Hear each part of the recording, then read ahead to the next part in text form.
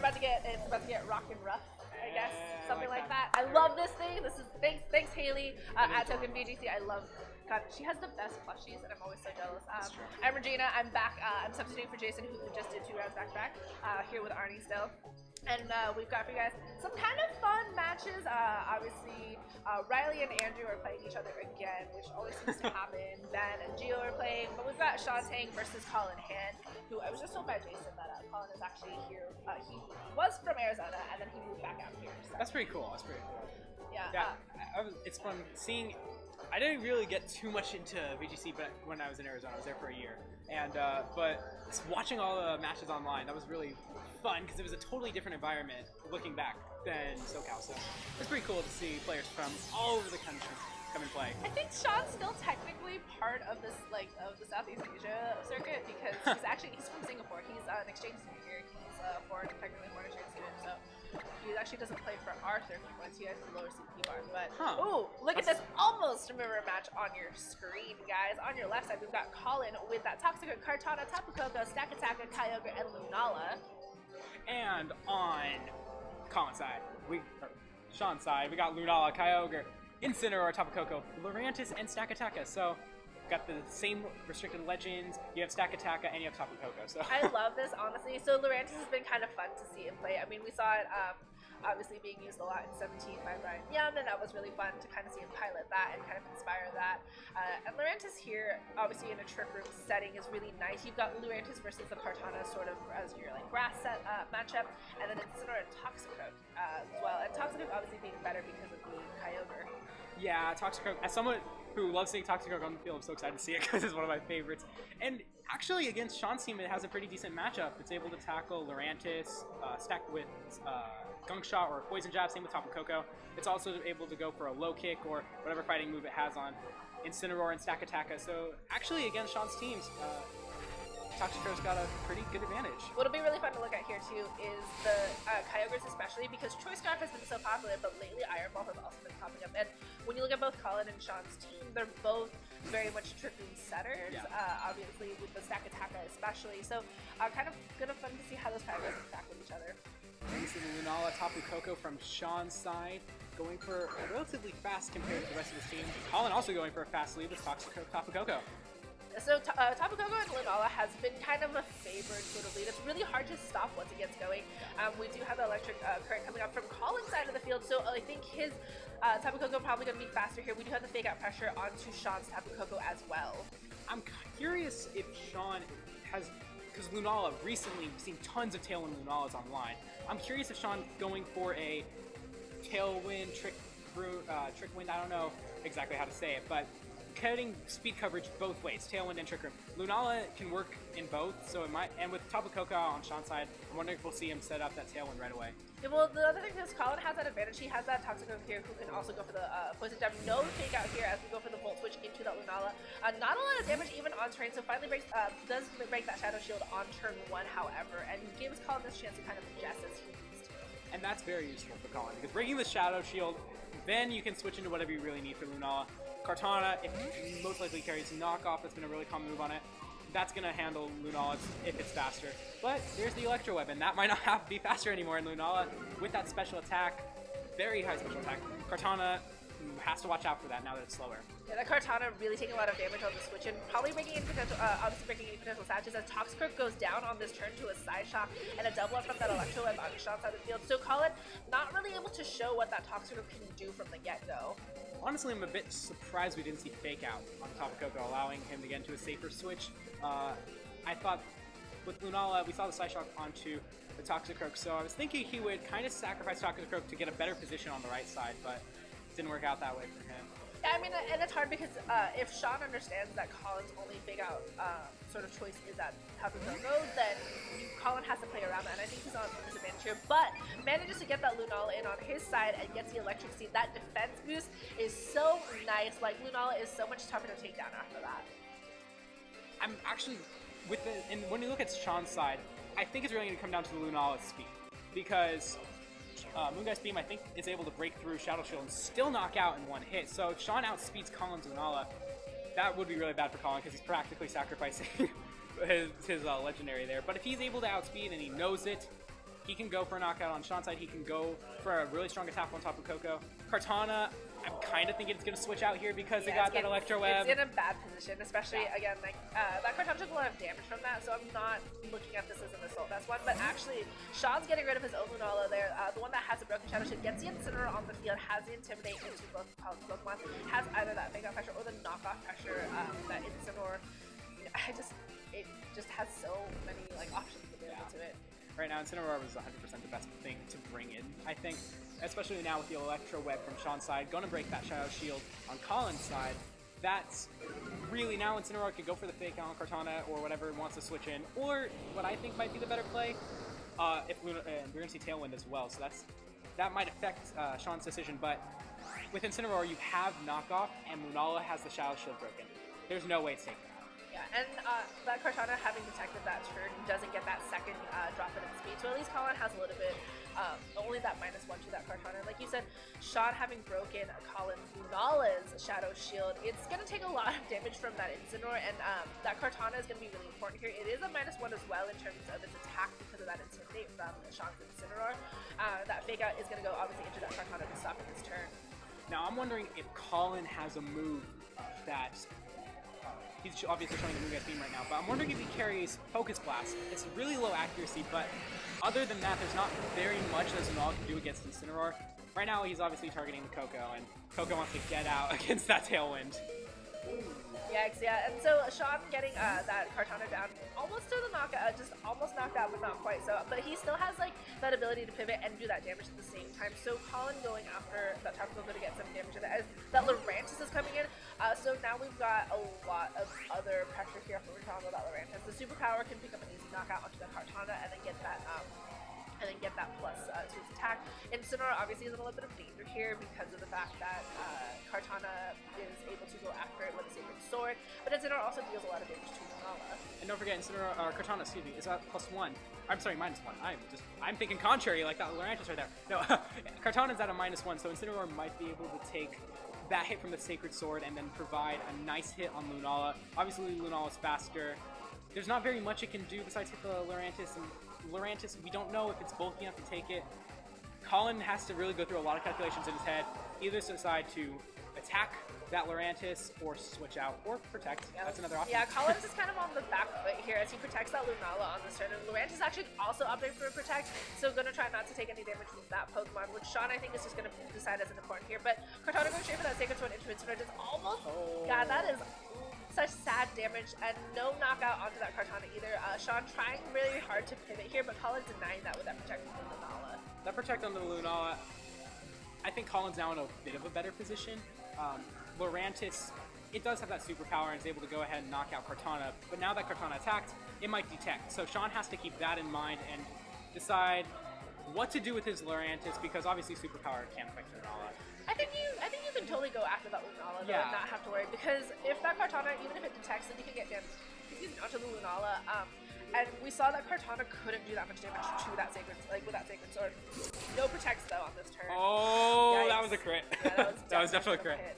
Ouch. That's gonna come in clutch. Not what you want to see if you're Shawn, and you get that beast boost as well. So I think now we're at neutral attack for that Kartana, and Moongeist Beam is just gonna. Oh gosh, this is just a bad turn for Shawn. Oh yeah, it is. Now I'm curious to see if Lurantis is gonna show a Berry or Assault Vest. Both of them have been pretty common. That's a really good, and Lurantis is gonna go for that knockoff, but that stab missing really cripples that attack in Lunala, especially with the electric seed. Defense, yeah. That wasn't gonna knock off despite being a darker type attack. Yeah, I mean, Shawn's in a little bit of a bad position here now. You know, that critical hit, obviously, critical hits really hurt, and that's something you kind of have to play around against. And that Kartana is also in a really good spot, has that neutral attack again, still has that option to go for the protect here, and because we didn't use the attack, you know, not an Assault Vest obviously, so most likely a Focus Sash because there is no Berry either being propped on Kartana's side. Yeah. I mean, Collan, you know, both of these Pokemon on his side, which are heavy attackers, on the low end of health, but still in really good spots to kind of deal damage and put pressure onto Shawn. Yeah, but we did see the Tailwind run out from Collan's side, so that kind of affects Shawn's thinking. Kartana's at -1, Lunala's neutral. Lunala could go... Oh, Kartana's also at -1 speed. Yeah, -1 speed. So that will we're gonna see the. You guys, I don't even know who that came out for because they're two Lunalas, but this is gonna come in clutch because both of them have their shadow shield broken. Ooh, it was on to the. It was an easy knockout to pick up, and like it's kind of the bigger threat right now here. Like, even if the Lunala on Collan's side goes after Shawn's Lunala, he could probably just kind of do that attack. As well. Yeah, you like both of those Pokemon are gonna be the great Pokemon to take for the Pokemon you have in the back because Collan and Shawn, I don't think it's still their last one for them. And then I'm messing up my turn. Yeah, oh no, this is Tapu Koko. Yeah. So it's a kind of it's a mirror match, but not in the right positions there. I still think Collan is in a pretty good spot. Yeah. He's obviously got like from we saw from turn 1 when he had the faster electric surge here.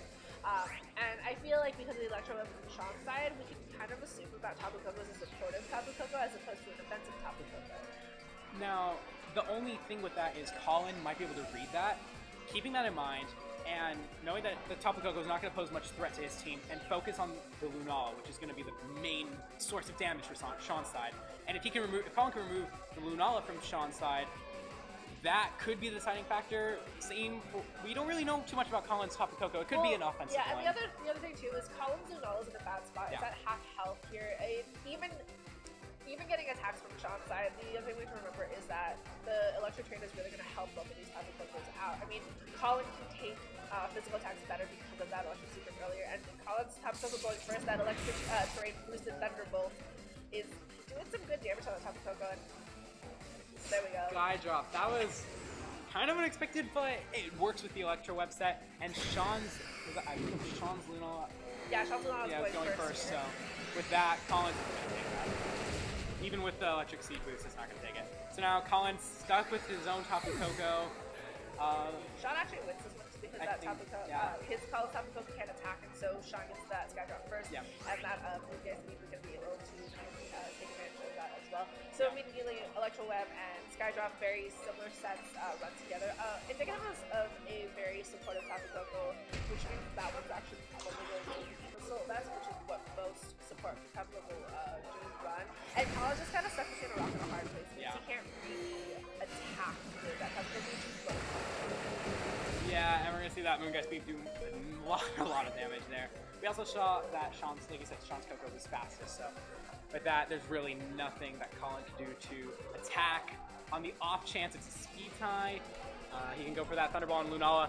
That, again, that's really his only hope is like even if it's a crit, I'm not sure it'll knock out, and we're actually, there's a Thunderbolt, so really he's got to knock out this Lunala. And paralysis, it's not over yet. No, I mean, you have that, there's no reason to go for the Sky Drop because now you just go for straight damage and you're in the range to be able to do that. And, like, that was a really good game played by both of them. Obviously, the critical hit kind of hurt Shawn in the middle there, but he came back from it very nicely.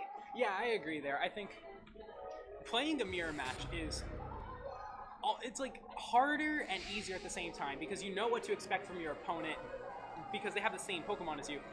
But then you have to, like, you have to think about how do I counter myself? Well, for a true mirror, yeah, that would make sense. But they have like small differences in their team. I think the hard part was Collan. Was that Collan let his Toxicoke go so early in there? I think if we had seen a little bit more from that Toxicoke, or at least a substitution on Collan's side, if he's not going to get the most use out of that Toxicoke, then don't bring it into this match. I mean, having their grass types and then the Tapu Koko and Lunala, I think is a good choice for both Shawn and for Collan because those are their heavy hitters on there. One of them is going to bring their Kyogre. I think so. I think so too. Especially if it's Choice Scarf, there's if Collan's is Choice Scarf, there's Fake Out on both sides and obviously Toxicroak, but I don't think Collan should be Toxicroak in this match at all. I think, like you said, that's not the right play. Shawn with Incineroar for Fake Out. Knowing that if Collan doesn't go for Toxicroak because it worked out so badly, that might be a free fake out for Shawn if he goes for Incineroar. Maybe going in that mindset, Lunala, that avoids fake out too, so that it's a good lead too. Also, I'm curious, we saw the Tailwind from Shawn's side, so I think that, I'm sorry, it was Collin's side. The Tailwind is going to, that's the speed tier. That's going to really decide the game. We kind of saw, even though Shawn won, for a good chunk of the match, Collan had an advantage with that speed. I think that's kind of what it came down to in the last match as well, because with Lunala and Koko against each other, whoever was going to outspeed first was going to. I think Shawn's team is slower by nature, though. When you look at the Lurantis, especially because of the Lurantis and the fact that you have that support of Tapu Koko. You always want to have your Tapu Koko be slower for Sky Drop, so you can make sure that you stop the Pokemon who you're carrying into the sky can't attack that next turn. I think Colin has to be really wary of that, because if he tries to bring that Tailwind in again, he didn't really capitalize on him as much as he could have against Shawn. He already had this field advantage, and I don't think he really used that as much as he could, because Shawn had him trying to make up for that speed with the Electro M, and I think keeping that Kartana in might have hurt him in the end a little bit with that mic. I think so too. We're going to see Lunala Tapu Koko once again from Shawn's side, so same lead, and we're going to see Kyogre Toxicroak. There we go, there's the Kyogre from Colin's side. I'm curious to see if it is Choice Scarf, and we're going to find out it is. It looks like it is. So in that case, Lunala can't do too much. It could obviously go for the Toxicroak hit, but Lunala's going to be really careful here. Yeah. You could take out that Tapu Koko with that Toxicroak and just go straight for damage. And I think Colin's just going from, I'm going to try to set up to, I'm just going to go for the straight offensive. And Shawn has to figure out how to stop that. It's hard too with Toxicroak because Fake Out and Faint are a deadly combination. Then you have a move, Gunk Shot or Poison Jab, that counters Fairy type. That's one of the more common types. And if you don't go for that, you use a Fighting type attack. So yeah, Lunala, it's going to have to watch out for Kyogre. But Toxicroak can't do much onto it. So I think, for sure, obviously, Shawn's going to have to target that Kyogre, get it out of there. Or if not, it's, I don't know. Something's taking a full water spout this turn. Yeah, it's going to be hard. Unless Lunala uses White Guard on the off chance. Very nice. So Colin actually switching out that Toxicroak for the Kartana that he has in the back. So going to try to set up a better. Ooh, there it is. Very nice. I didn't expect that. I was joking. No, I mean, like, that is a common set to have on Lunala, especially against something like this where that water spout at full health. So Shawn actually, kind of putting himself in an advantage position, going for the Thunder. That was good. Ooh. Is it going to be 100% accuracy? It's going to knock out that Kyogre. Oh, not 18 HP. But it's locked on one. Yeah, it is going to be locked on one spot. Shawn, all he really has to do is click White Guard and then go after that Kartana. Yeah.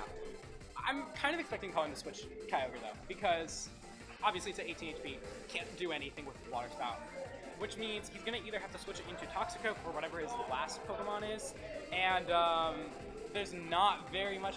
He doesn't have that Incineroar, so Psyshock's kind of a safe play for Lunala here, and he's going to bring out that Tapu Koko. Yeah, so now we have all 4 of Colin's Pokemon here. The Tapu Koko go for the Sky Drop, taking Kartana into the sky, so going to make sure that that Kartana can't really do any damage here, as Shawn is now free to set up that Trick Room. So again, Shawn really taking advantage of that. His Pokemon have consistently been slower, and now that he knows that Kartana and Kyogre and Tapu Koko, Toxicroak, Kartana, Kyogre, Tapu Koko, which are all very fast Pokemon in this area at least. Well, I guess depending on Toxicroak. Yeah. Shawn if Shawn takes advantage of these Trick Room turns, he's going to be able to win this very easily. I agree 100%. I also think it's neat. We saw Colin go for the Tailwind. We saw Shawn go for the Trick Room with Lunala. Just shows how versatile that Pokemon is. And this Movie Guy Spin is going to do a lot onto this Tapu Koko here. Not quite a knockout though. We're going to see the Sky Drop now. So Kartana getting crippled. Although it's going to be able to attack. Yeah, and like both of these Tapu Kokos are taking advantage of that terrain we see with the here, bringing that Shadow Shield. Sorry, Kartana not able to attack on this turn. But it's still kind of tough here for Colin, because now he's in the spot where his Pokemon are going to have to go last, and that Tapu Koko on Shawn's side with that Sky Drop is very frustrating to deal with. I'm wondering if Shawn is going to target with the Moongeist Beam or his Lunala, Tapu Koko or Kartana. I think Kartana. I think that's definitely the bigger threat. I'm not sure if we saw a knockoff, but it's definitely a common move, and that threatens Lunala with that dark attack, especially because Lunala on Shawn's side does not carry the Electric Seed, so it does have an item. I think Shawn's going to be targeting that Kartana. Or not. Has anything to say about it. He switches it out, brings back in that Kyogre, which is, kind of an okay choice, because this Kyogre is a little bit of quote-unquote like dead weight right now. It's not really able to do anything. It's going to get knocked out no matter what turn it gets put in here, because of that Triple Scarf, which is going to be the slowest thing. He's taking that Moongeist Beam from Shawn's Lunala is going to get knocked out. And now Shawn's going to go for the Volt switch. Very smart play for in Trick Room. Not only did he knock out Colin's Tapu Koko, he's able to pivot himself into a slower Pokemon, and he's got plenty of those. Incineroar, Lurantis, Takataka, and pretty much the rest of his team can switch in safely here. Yeah, and Shawn's the one who's dictating what Pokemon he brings out of the field now. In terms of the fact that we actually haven't seen most of Shawn's Pokemon except that Tapu Koko and that Lunala, and now we finally see the Incineroar, whereas Colin is forced to bring back in his last 2 Pokemon, which is that Tapu Koko and the Kartana. I think Shawn's got a really good shot at just removing Toxicroak this turn. If it's Focus Sash, you've got that Fake Out from Incineroar that can work with that. Kartana with that Incineroar in the field, it can't do much. Toxicroak can't do much onto Lunala, so Shawn having the perfect counters here against Collan's last 2 Pokemon. There's really not much he can do except maybe stall off the Trick Room if he's lucky. Yeah, I mean, we saw that the Side Shock from Lunala on Shawn's side was able to pick up a really easy knockout on that Toxicroak as well. So it's a little bit of a trouble spot here for Collan. There's not a lot he can really actually do in terms of offense, and then Incineroar going to bear it, and the Toxicroak going to stop any sort of attack from there. And Moon Guy's Queen is just going to do a lot of damage to whatever it decides to hit it.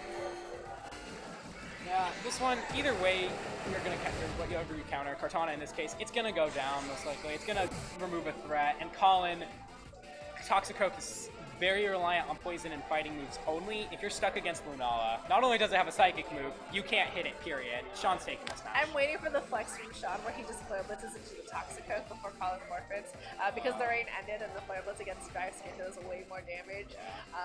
I mean, even in Trick Room, like, yeah, Shawn, this was a very clean game from Shawn. Like, I don't even actually think we saw his last Pokemon, so, I mean, a clean 2-0 from Shawn against Collan. I mean, that was, like, rough. Shawn just sort of dominated that match from the get-go. Yeah. You know, Shawn's team, what I was really surprised with is it's slow on the surface. You see, it has Incineroar, Stack Attack, and Lurantis, but on the first game that it won, it did not go Trick Room, and it still was able to function properly. I think just having, and when you look at Lurantis, it actually was really surprising with his bulk. And Incineroar, Stack Attack, Lunala, Kyogre, everything but Tapu Koko is really naturally bulky. So I think Shawn just has built a good team that can work in whatever speed he needs, and that came to his advantage here. Yeah, I mean, the thing about Shawn too is that he was able to make sure he pivoted correctly, especially against Pokemon like Collins.